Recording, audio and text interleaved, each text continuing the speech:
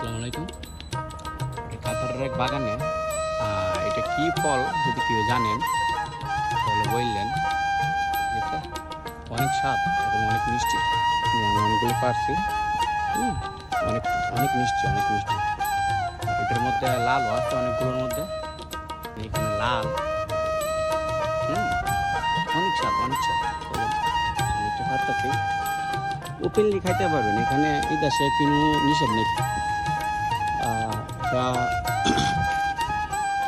Available, আপনি ইচ্ছা করলে খাইতে পারবেন গাছের থেকে পাইরা।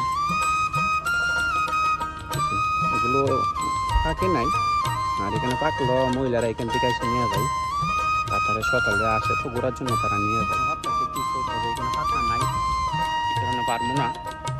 জামুগা দেওয়া গাছ পারছি, অনেক ফল, অনেক বাগান। এখানে বড়ি গাছও আছে, বড়ি গাছ আছে, বড়ি অনেক মিষ্টি, অনেক মিষ্টি। বড়ি, অনেক বড়ি।